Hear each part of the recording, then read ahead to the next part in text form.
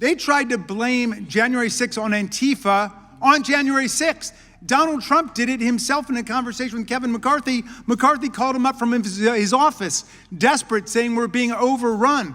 We're besieged here. You got to call off, your people, Donald Trump. And Trump said, oh, it's not my people, it's Antifa. And McCarthy said, no. Effectively, he said, no, I'm paraphrasing here.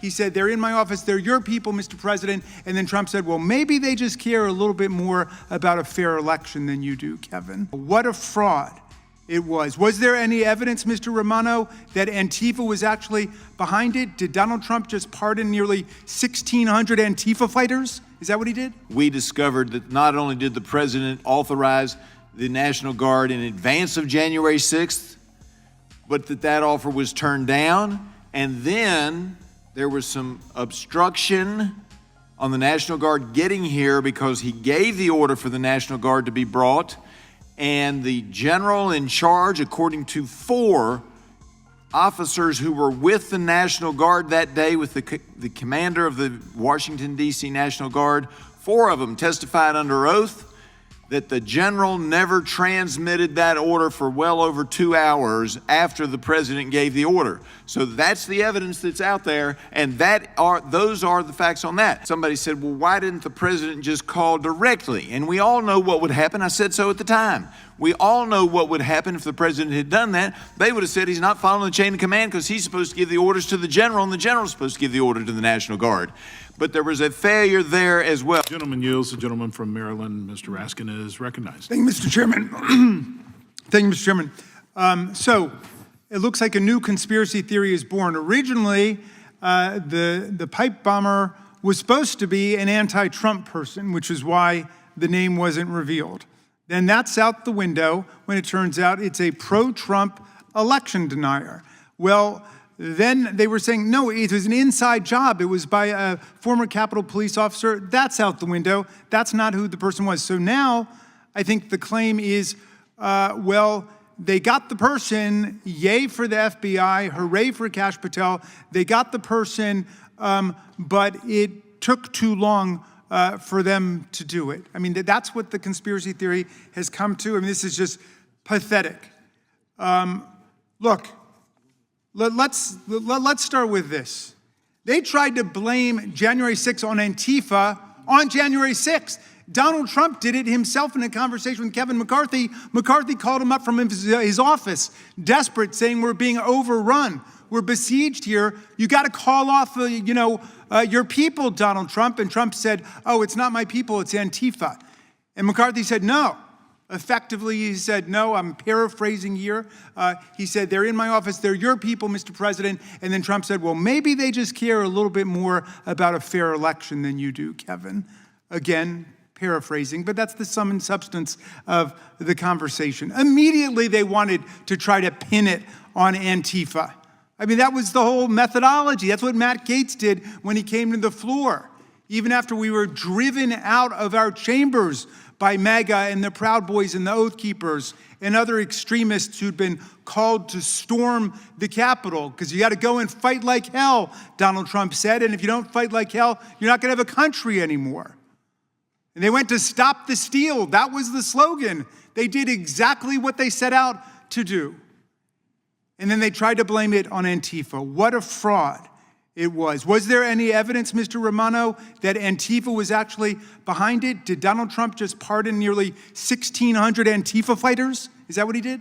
No, there was no evidence of that. In the hundreds of cases that I supervised, I saw no evidence that any person we charged was Antifa or was motivated or driven by Antifa. Well, if it wasn't Antifa, surely it was undercover FBI agents who made all those people go out there and smash police officers in the face and storm the Capitol and try to overthrow the 2020 presidential election, right? What about the theory that this was really FBI sources? Undercover sources who did it? I've seen no evidence of that. As I said before, there were informants who were present in the crowd, not at the direction of their FBI handlers. There were no undercover FBI agents directing the crowd. That is false information based on a statistic taken out of context. All right, so essentially, what are our colleagues inviting us to believe today? Well, let's see. Ms. Hagman wants us to believe there was no insurrection, despite the fact that the House of Representatives voted that Donald Trump incited an insurrection. But she wants us to believe it didn't happen, despite the fact that you can find calls replete throughout the crowd and throughout the extremist groups calling for an overthrow of the government, calling for the assassination of Mike Pence and Nancy Pelosi, calling for the killing of members of Congress. But no, that didn't happen. So they want us to believe that Trump and Giuliani and Sidney Powell and their associates didn't lie by claiming the elections were stolen. In other words, they want us to believe the original lie that set America off on this path of chaos and division. They want us to believe that Donald Trump actually won the 2020 presidential election, which he lost by more than 7 million votes, 306 to 232 in the Electoral College, with more than 60 federal and state court decisions, including by 8 judges nominated to the bench by Donald Trump, rejecting and repudiating every claim of electoral fraud and corruption that Trump and his forces put forward in court, and they want to go back to it. They want us to believe that January 6th was provoked by the FBI. Even Director Patel said that was false. Even Patel rejects that one. They want to believe that the Capitol Police are responsible for hundreds of rioters attacking them. Sergeant Gonell, who fought in Afghanistan and said that he saw no violence abroad that remotely compared to the medieval mayhem and violence unleashed on the police officers that day, that he was at fault for it. Sergeant Gonell, who had to resign from the force because of injuries to his rotator cuff, his shoulder, and his left foot because he couldn't any longer meet the physical demands of the job, that this is something that he wanted? These officers who've suffered brain contusions, heart attacks, strokes, Brian Sicknick, who died the next day after injuries inflicted on him by the mob, that this was somehow their fault? It's obscene. It's absurd. I certainly hope we can expect more out of this subcommittee than that, Mr. Chairman. There are some lingering questions. Most of them could be answered by Donald Trump, who's never once testified under oath about what he did on January 6th, other than sit on his hands and probably order hamburgers and French fries while he watched the whole scene on TV unfold. Did nothing to send out the National Guard under his unilateral direct control in the District of Columbia. And if you don't believe me, look it up, Ms. Hagman.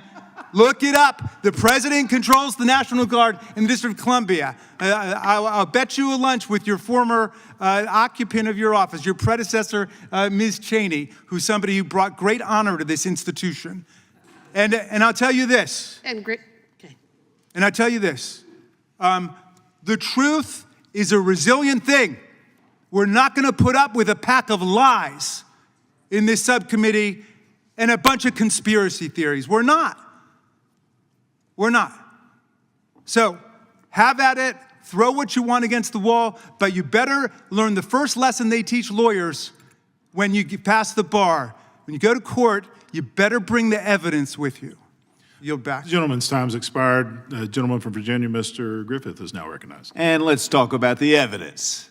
If you learned that you're supposed to bring the evidence with you, I submit to my colleague, he should have brought the evidence on the National Guard, because in our prior hearings held by Mr. Loudermilk, we discovered that not only did the president authorize the National Guard in advance of January 6th, but that offer was turned down, and then there was some obstruction on the National Guard getting here because he gave the order for the National Guard to be brought, and the general in charge, according to 4 officers who were with the National Guard that day, with the commander of the Washington, D.C. National Guard, 4 of them testified under oath that the general never transmitted that order for well over 2 hours after the president gave the order. So that's the evidence that's out there, and those are the facts on that. Now, it was made in the prior hearing on this somebody said, well, why didn't the president just call directly? And we all know what would happen. I said so at the time. We all know what would happen if the president had done that. They would have said he's not following the chain of command because he's supposed to give the orders to the general, and the general's supposed to give the order to the National Guard. But there was a failure there as well. Now, that's not what we're here about today. We're here about the pipe bombing. And let me say this to my colleague on the other side of the aisle. It took too long to capture the pipe bomber. It took too long. He threw that in his litany of conspiracies. He says it's now a conspiracy, that it took too long to find the pipe bomber. I'm telling you, my friend, it took too long. That's not a conspiracy. That is the evidence and the facts. It took too long to find this individual, and there was sloppy work at the FBI. Now, I'm concerned about our safety because there's sloppy work all around on this thing, and I don't understand why. Because we saw in the previous investigation through the House Admin Subcommittee on Oversight, we saw a video where they bring in the detonation robot, or the robot to take apart or to make sure there's not a problem with one of the pipe bombs, and they didn't secure the area around it. So in the film, you see, and the chairman will agree, he saw it too, you see a pedestrian walking by.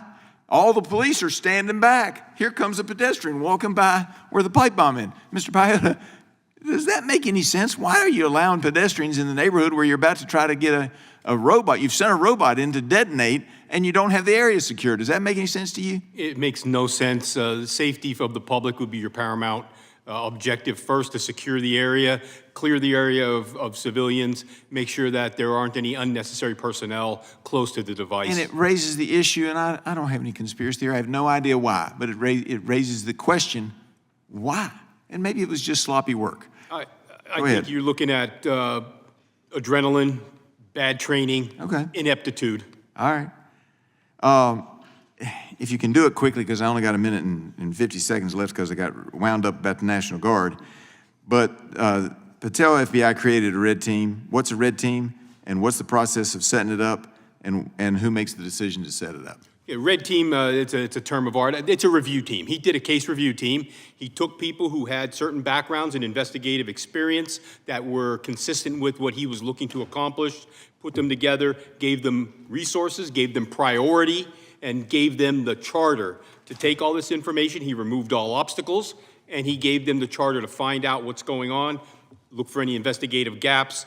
What the boss is interested in gets done. What the boss checks gets done well. And that's what you saw here. Well, they did that in 2025. Do you think that while the Ray team was focused on something else, and you mentioned that earlier, do you think that by 2024 or 2023, they would have been able to focus and do a red team in the Ray FBI if they had thought that there was a reason to do so, or that they thought that it was important? Because I'm concerned about the safety of people who go to the RNC and the DNC. The senior leadership did not make it a priority. The resources weren't dedicated. It didn't happen. So the safety of members of Congress going to their respective political party headquarters was not a priority for the FBI at that time? Did not appear so. Thank you very much. I yield back.